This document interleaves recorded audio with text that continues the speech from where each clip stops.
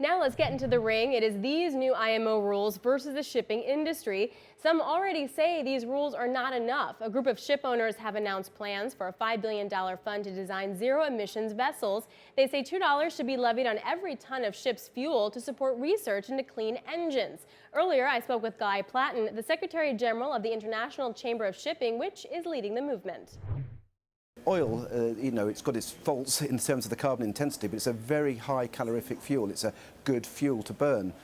So we need to find an alternative. And is that hydrogen? Is that ammonia? Electric in terms of batteries, well, we know that's got a place perhaps for the shorter trips. But what do we do for transoceanic voyages? So this research really needs to be accelerated. There are nascent ideas out there, there's nascent technology, but we've got to produce it at scale in order to actually put it into ships for the early 2030s. So that's why we really must now focus on this research and development, and why we're proposing this fund. Well, how long do you think it would take once you come up with any sort of good ideas? Because I'm just thinking about IMO 2020. I mean, implemented in 2008, and just now are we actually going to see the fruits of this? Indeed, so it comes into force in January, and that's not been without its problems. But we recognise there's a crisis here now. Ship owners around the world recognise they need to do their bit, and so we believe if we can get this fund up and running, if we can get approval from the member states that form part of the International Maritime Organisation, because we're going to have to mandate this, we can get this fund up and running by 2023, and we can start doing this research at scale, which will enable us to achieve these very, very challenging and daunting targets. Are countries into this? It's, the feedback we've had from some member states, very informally at this stage, because we're only just launching our proposal, has been positive. Certainly the shipping community is completely behind this. We've got all the international associations absolutely at one. We recognise we need to do something, and we hope our proposal will find favour with the member states, and we can get this through, because really time is of the essence. Why isn't IMO 2020, say, good enough? Let's start there. Let's work on enforcement, implementation, etc. So 2020 is addressing a particular issue, which is air quality. So it's reduced the sulphur in the fuel in order to improve the air quality for coastal communities and the like. So that's a very important development.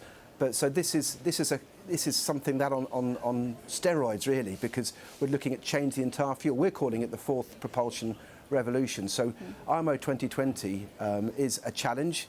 It's being addressed, but this is a massive challenge we've got to facing us when we're actually going to take oil out of the equation and have alternative fuels. So in your estimation, just on the short term for IMO 2020, there's two questions. One, are shippers prepared? And somewhat maybe more importantly, are countries actually prepared to enforce these rules?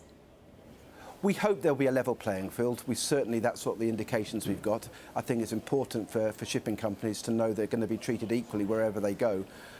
Our concern is about the safety and availability of the fuels from the 1st of January.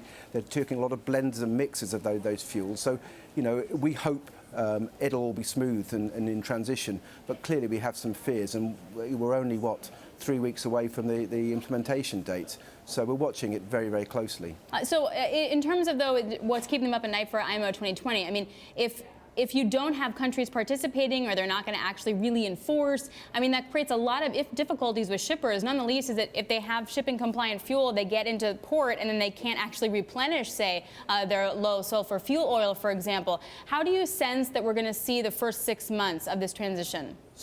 So we've asked for a pragmatic sort of introduction to all of this, so people to realise we do have various systems in place. If a ship owner, with using all best endeavours, cannot obtain the right kind of fuel, we have what's called a fuel oil non-availability report. So there's various provisions within the regulations that allow for that. But we are calling on some pragmatic implementation, so that there's some understanding that ship owners are using their best endeavours to comply with the regulations.